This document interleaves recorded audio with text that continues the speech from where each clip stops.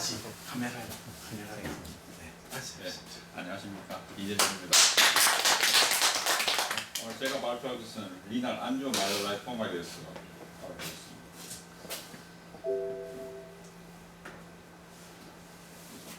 사진이 초음파 사진 두 개 있는데 제 사진이 아니고 사진인데 어떻게 보이십니까? 일단 이쪽에 좌측에 있는 사진에서는 히든이 안에 제가 보기에는 이렇게 고에코의 아주 약간 라운드 오발한 경계 좋은 호모니션 정면이 보이는 것 같은데, 그리고 이 오른쪽 사진에서는 이 상극 쪽에 아주 이렇게 라지한 호모니션 에코의 벽면이 보이고 그 밑으로 그 안쪽에 저 에코의 벽면이 같이 보이는 것 같습니다. 이렇게 두 개 보이는데 이게 캔서일까요? 알 수 없어요.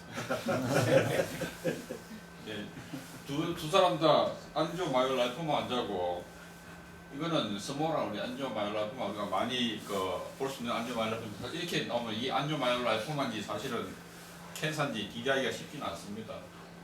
안조 마이오라이포마 안에 해머리가 생긴 것 같다 이렇게 보여주고 있는데, 오늘은 거기에 대해서 공부를 좀 해보겠습니다. 안조 마이오라이포마는 뭐 양성 신장 종양 중에서 이제 한 가지인데, 솔리드한 리날 매스 중에 제일 많은 타입이고 펫이 가장 많은 종양으로 알려져 있고, 일반적으로 이제 그 베스클라 스트럭처랑 스무스 머슬 스트럭처랑 아디포스 티슈랑 이 세 가지가 구성되어 있는데, 어느 것이 이제 도미넌트에 많으냐에 따라서 펫 콘테인이 많을 수도 있고 적을 수도 있고 그렇게 보이게 되어 있습니다. 그리고 비나인 디지를 알고 있지만은 레트로피럴 해머리지 생기면은 쇼크 사망할 까지 있다고 합니다. 보통은 스포라딕하게 오는 게 이제 대부분인데 80% 정도 되는데, 스포라딕하게 오면은 주로 이제 중년에 많고 여성에 많고 유니라테랄하게 온다고 합니다. 반면에 파코마토시스, 이제 다른 디지에 동반대가 오는 경우, 튜브러스 클로시라든지 원니필 린나우시 이런 데 올 때는 한 20% 되는데, 아주 젊은 나이에 10세 미만 또는 10세 그 정도에 나오고 훨씬 더 사이즈가 크고 개수가 많고, 그다음에 바이라테랄 오는 게 많다고 합니다. 그리고 펫 콘테인이 후광이 특징이라고 합니다. 클리니컬리는 일반적으로는 인시덴탈 파악이기 때문에 심통이 없습니다. 특히 작은 경우에는. 그렇지만 사이즈가 크면은 그 다음부터는 심통이 생기지 않은데, 우리가 메스로만 지킬 수도 있겠고, 그 다음에 플랭크펜을 호소할 수도 있고, 유티 인펙션을 호소할 수도 있고, 헤마큐라든지 뭐 하이퍼텐션, 리날 펠리오 여러 가지 올 수 있는데, 중요한 거는 바로 이 레트로피럴 헤모리지가 올 수 있다는 겁니다. 특히 사이즈가 4cm 이상 되면 레트로피럴 헤모리지가 올 수 있기 때문에, 이 때문에 오는 샥이 올 수 있고, 그런 것 갖다가 이제 분들리 신드롬이라고 이야기한다고 합니다. 네, 패솔로지는 제가 제일 약한 부위 패솔로지인데, 이게 페리바스큘러 에피셀리알 셀 그룹 튜머라고 해서 PCO마라고 이야기를 한다고 하는데, 컴포넌트는 이제 벨베스라고 스핀들 머슬 셀하고 아디포스 티슈하고 구성되어 있고, 그렇지만 이제 비나이지만은 럽처가 되면은 헤모리지가 와서 위험이 있다고 합니다. 그 다음에 베리언트로서 에피셀리오이드 AML 안조마이오라이포마인데, 이거는 그 AT바를 갖고 있기 때문에 말링한트 비헤이브가 있을 수 있어서 RCC 감별이 곤란하고 전리는 할 수 있다고 하겠습니다. 보시면은 아주 경계가 분명한 이런 병변이 보이는데, 이런 걸 설명 어떻게 합니까? 설명 이런 거는 경계가 비교적 분명하고 호모지니어스하고 바깥으로 조금 돌출상이 보이고 패드가 있으니까 조금 옐로우 컬러로 보이는 그런 종류예요. 그렇게 설명. 여기 이제 그 마이크로인데 펫 바큐얼도 보이고 블러드레스도 보이고 머슬셀도 보이고 이렇게 보이는데, 컴포넌트에 따라서 이제 어느 것이 맞냐 결정하겠습니다. 진단은 핵심은 이제 펫이 있느냐. 엑스레이 값 옛날에 물어봐도 일단은 CT에서 펫이 보이면은 일단 AML로 진단을 하고 본다고 하는데, 펫이 가장 많은 종류이기 때문에. 그렇지만 출혈이 있거나 이렇게 지방이 전 페포한 AML이 있을 때는 RCC가 감별이 굉장히 곤란하다고 합니다. 오늘 거기에 대해서 이야기를 좀 하겠습니다. 초음파 소견은 제가 초음파 소견은 이제 일반적으로 작을 때는 보통 2cm 미만으로 작을 때는 아주 스몰한 하이퍼 에코하고 호모지니스 에코를 보이는 게 특징이고, 크기가 커지거나 해머리지 생기면 믹스드 에코로 보입니다. 컨트라스트 린스도 US를 하면은 페리페럴 린스는 굉장히 강하다고 하고 노멀 콜텍스에 비해서 이넨스가 아주 이렇게 감소한다고 합니다. 스테로이드 감소하고 튜브러스 글로시스 때는 동반되면 아주 이제 많이 생기고 에코제니시티가 증가돼갖고 콜티스와 메둘라의 콜텍스 메둘라 그다음에 센트럴 에코 콤플렉스 사이에 경계가 불면이다고 합니다. 초음파 사진 이를 보시면은 호모지니스한 에코제니시티 보이고 페리페럴 헬로가 보이는 것 같기도 하고 그렇게 보입니다. 별로는 안 보이는 게 안 보이는 게 특이해져 이제. 그렇게 보이고 이렇게 다 작을 때는 이게 뭐 그냥 보에코로 보이기도 하고 해머리지 생기면은 그 다음에는 에코가 아주 근데 제가 해머리 생긴 초반 사진이 없어갖고 주로 이제 CT 이야기가 제일 많이 나옵니다. CT 이야기 하는데 펫이 보이면 특히 마이너스 20 파운드스필드 이럴 때 펫이 보이면은 이거는 거의 뭐 AML로 진단한다고 이야기하고 근데 아주 작은 타이니한 AML일 때는 이게 스몰 시스터 감별이 잘 안 된다 그래요. 펫4와 AML은 특히 RCC 감별이 아주 필요하고 캘리피케이션은 아주 드물다고 합니다. MRI는 사실 펫 컨테이닝 리전 찾도 좋은데 제가 MRI를 잘 몰라서 찾아보니까 이제 두 개의 시퀀스가 있는데 패스 트리 테크닉이 있고 인앤 아웃풋 페이지 이미징이 있는데 패스 트리 테크닉은 논 패스 트리 시퀀스에서 하이 시그널 나오는 게 패스 트리 하면은 시그널이 없어진다고 합니다. 인앤 아웃 페이지 테크닉은 역시 이 팩 컴포넌트, 논팩 컴포넌트 사이에 인터페이스에 인디안 링크 아티팩트가 생긴다고 하는데 RCC에서도 드물게는 펫이 있을 수 있다고 하는데 그래도 이제 이 펫이 있으면은 일단 AML을 강력히 시사하는 건 맞지만은 특징 지속이라 이야기는 못한다고 합니다.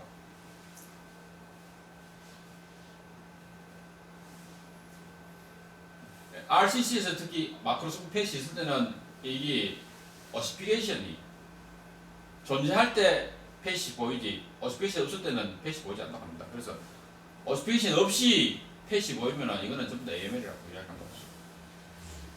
엔지오그래피가 상당히 유용할 수도 있다고 하는데 하이퍼바스큘러이제이고 뭐 알테리얼 페이지, 베너스 페이지에 이렇게 보이긴 한데 엔지오그래피는 유용성이 애니리즘이 있는 걸 보는데 상당히 유용하고 애니리즘이 있으면은 이 럽처의 위험이 높고 해머리지 위험이 높기 때문에 그거를 보는데 되게 중요하다고 이야기하고 있습니다.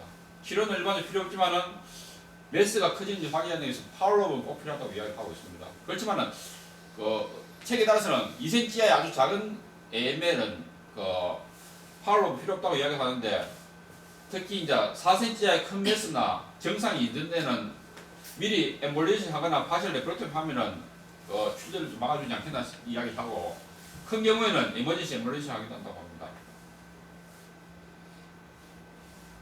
CT에서 AML이 보이고 있는데 레트로 펫하고 유사한 정도의 데이시들을 보인다고 합니다. 이거는 해머리지가 동반된 AML이 되겠습니다. 그래서 제가 진짜 문의할 까먹느라서 이건 튜브러스 글로리스 때 생기는 AML인데 이렇게 멀티플로 오고 사이즈가 큰 것도 작은 것도 있는데 아주 유머러스하게 보이고 양쪽이 다 동반된다고 합니다.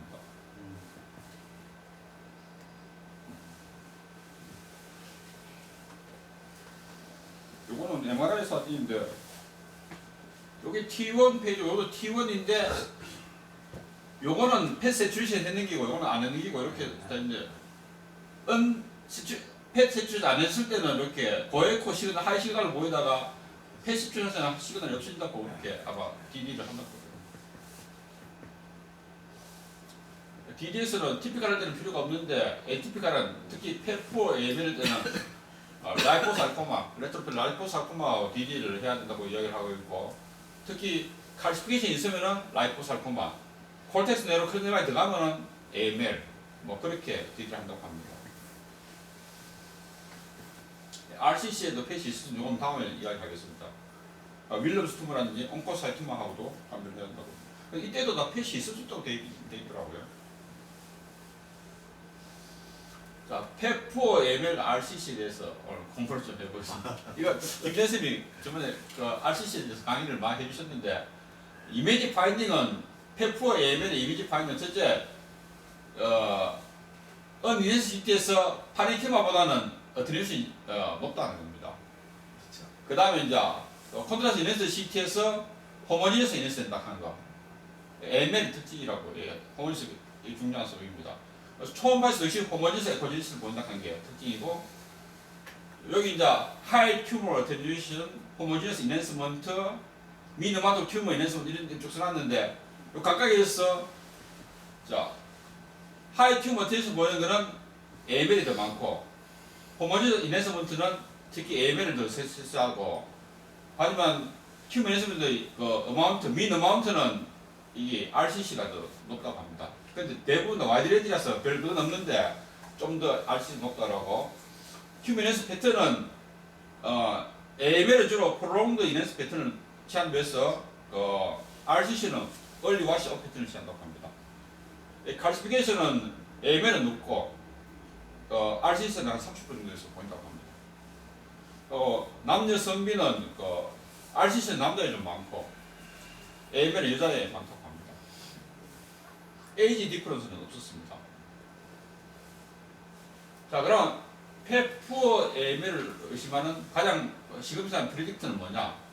역시 대부분 다 나오는 책에서 저절로 찾아봤는데 호모지니스 이넨스먼트, CTS 파일에서 호모지니스 이넨스먼트하고 프롤롱드 이넨스먼트, 이 두 가지를 갖다가 가장 이게 두 개가 있으면은 거기가 AML이라고 진단하고, 영상학과 쌤들 물어볼게. 캡슐렛이 좋고 펫 컴포넌트가 보이면은 일단은 AML을 준다고 이야기했어요.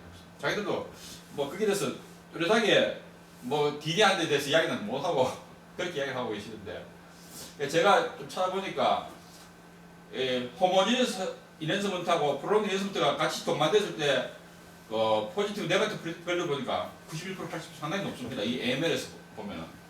반대로 이 RCC에서는 헤테로지니스 이넨스먼트하고 얼리 워시업 이넨스 패턴을 보이면은 RCC에서는 98% 61% 정도로 이렇게 상당히 스페시픽하게 보이게 되어 있습니다.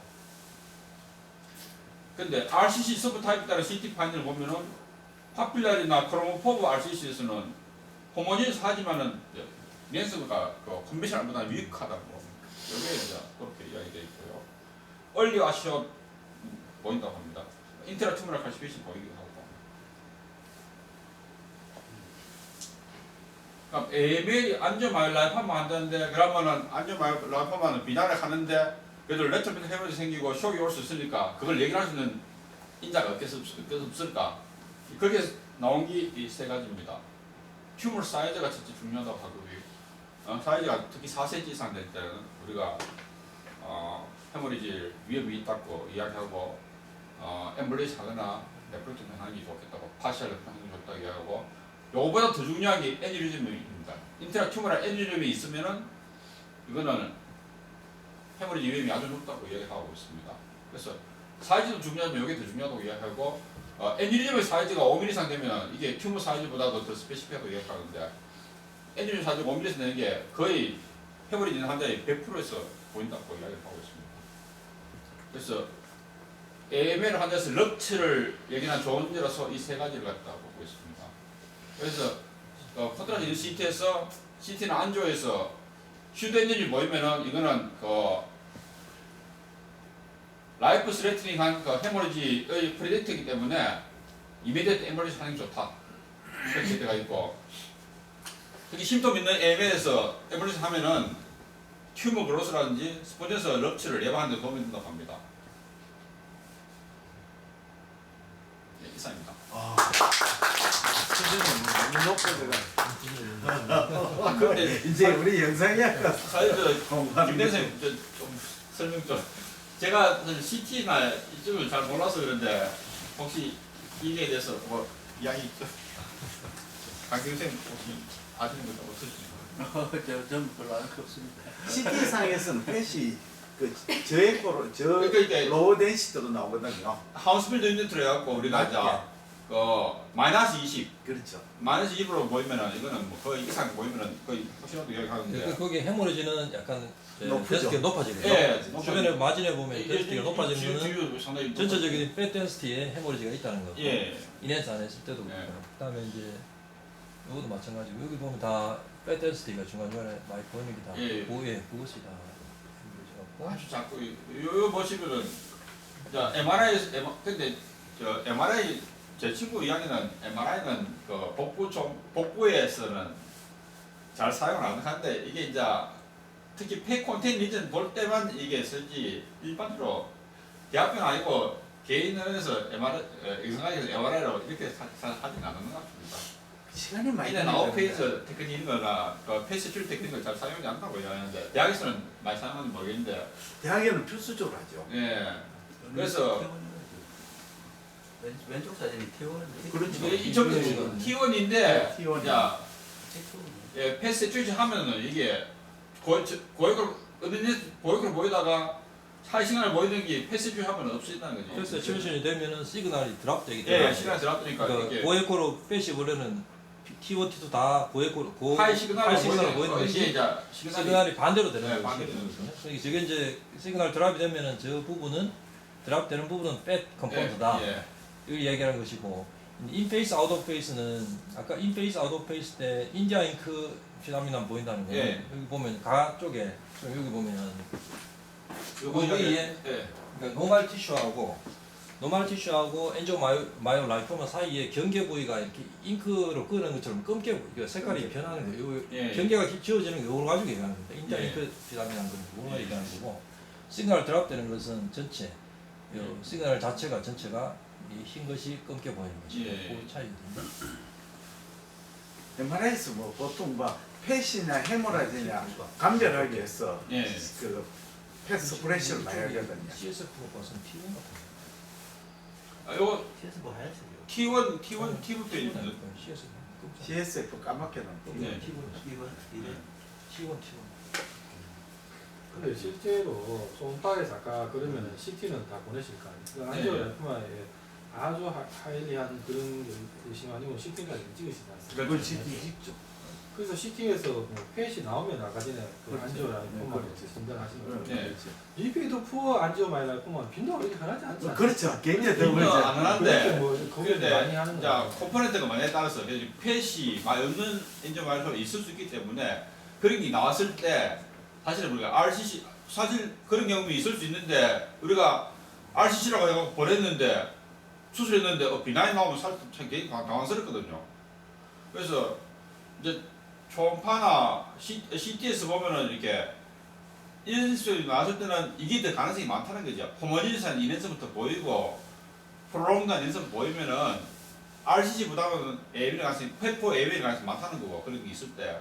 그 다음에 금방도 이야기했듯이 이제 ABL 자체가 이제 비나인 디지지면서도 크기가 크거나 애니리즘이 있으면은 이게 럽체 위험이 있을 것 같고 환자가 사망할 수 있는 위험이 있기 때문에 그럴 때는 빨리 앰뷸런스 해주는 게 좋겠다.